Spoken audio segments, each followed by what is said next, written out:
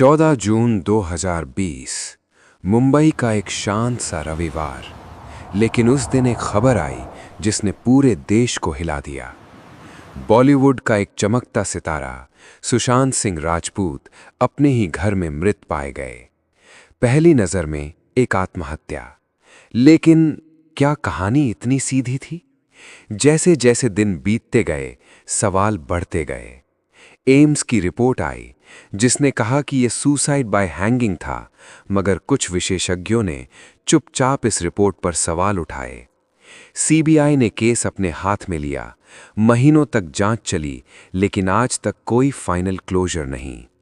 और फिर सामने आए फोन रिकॉर्ड्स, वो रिकॉर्ड्स जो ऑफिशियली किसी कोर्ट में प्रेजेंट नहीं किए गए, वो रिकॉर्ड्स जिनमें उस आखिरी रात के कुछ जवाब थे, मगर वो जवाब आज भी किसी फाइल में बंद हैं।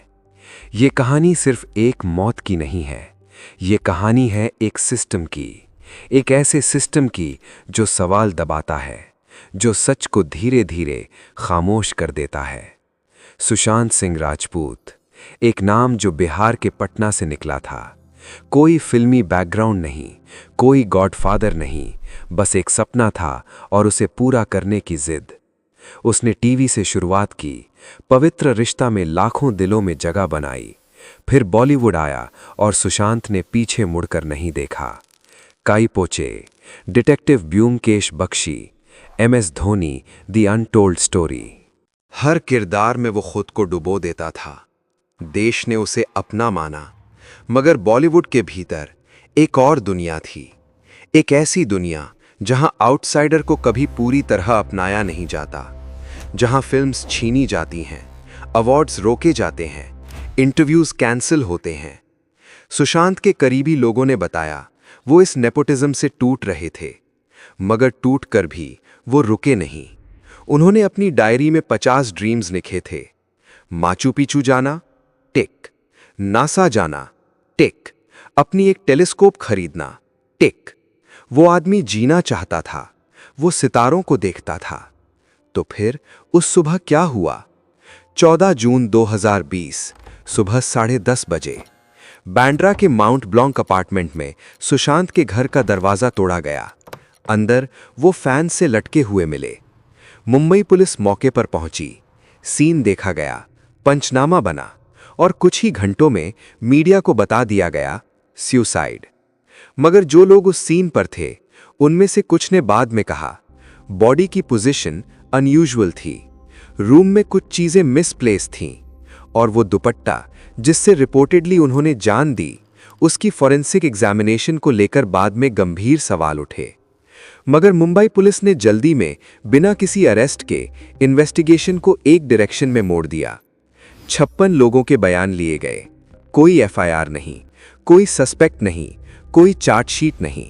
और फिर सुशांत के पिता के सिंह ने पटना में आवाज उठाई। उन्होंने रिया चक्रवर्ती के खिलाफ FIR दर्ज करवाई। आरोप मेंटल हैरेसमेंट, फाइनेंशियल एक्सप्लॉयटेशन और उनके बेटे को धीरे धीरे बर्बाद करने की साजिश। यहीं से ये केस एक नई और पेचीदा दिशा में मुड़ा। बिहार पुलिस की एक टीम मुंबई पहुंची जांच करने, मगर उन्हें रोका गया। उनके IPS ऑफिसर को कोविड क्वारंटीन में भेज दिया गया। 2 राज्यों की पुलिस आमने सामने खड़ी थी और बीच में था एक बंद कमरे का सच। देश का दबाव बढ़ा। सुप्रीम कोर्ट ने ऑर्डर दिया, CBI जांच होगी। देश ने सोचा अब सच सामने आएगा। CBI आई, एम्स की फोरेंसिक टीम आई, ED आई, NCBI, 4 एजेंसियां, सैकड़ों सवाल, महीनों की जांच। एम्स की टीम जिसका नेतृत्व डॉक्टर सुधीर गुप्ता कर रहे थे, उन्होंने अपनी रिपोर्ट सबमिट की। ऑफिशियली लिखा सुसाइड बाय हैंगिंग।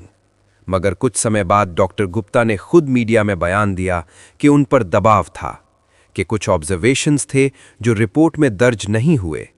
वो बयान आया, फिर कंट्रोवर्सी हुई, फिर खामोशी, और सवाल वहीं का वहीं रहा। क्या एम्स रिपोर्ट पूरी सच्चाई बताती है? अब बात करते हैं उन फोन रिकॉर्ड्स की, वो रिकॉर्ड्स जो इस पूरे केस का सबसे अनसुलझा हिस्सा हैं। सुशांत के फोन का लास्ट लोकेशन, उनकी आखिरी कॉल्स किन नंबर्स पर हुईं, उन रात के व्हाट्सएप मैसेजेस किसे लिखे गए। ये सब मीडिया में लीक जरूर हुआ, मगर ऑफिशियली किसी कोर्ट में ये रिकॉर्ड्स कभी प्रेजेंट नहीं किए गए। किससे बात हुई थी उस आखिरी रात? क्या सुशांत ने कोई मैसेज छोड़ा था? क्या कोई उनसे मिलने आया था?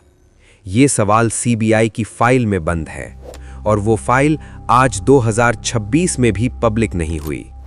रिया चक्रवर्ती को एनसीबी ने ड्रग्स केस में अरेस्ट किया, करीब 1 महीने जेल में रहीं, फिर बेल मिली। कोई फाइनल कन्विक्शन नहीं। बॉलीवुड के कई नाम सामने आए, कुछ पर सवाल उठे, मगर सुशांत के साथ असल में क्या हुआ, इसका जवाब आज भी किसी के पास ऑफिशियली नहीं है, या है और कोई देना नहीं चाहता। आज 2026 है, 6 साल बीत चुके हैं। सीबीआई की जांच टेक्निकली अभी भी ओपन है। कोई चार्जशीट नहीं, कोई कन्विक्शन नहीं, कोई क्लोजर नहीं। सुशांत के पिता अभी भी न्याय मांग रहे हैं। उनके फैंस अभी भी उस सच को ढूंढ रहे हैं, और बॉलीवुड आगे बढ़ चुका है जैसे कुछ हुआ ही नहीं। यही इस देश की सबसे बड़ी ट्रेजेडी नहीं है। सबसे बड़ी ट्रेजेडी ये है कि हमने एक सवाल पूछा, जवाब नहीं मिला, और हम चुप हो गए।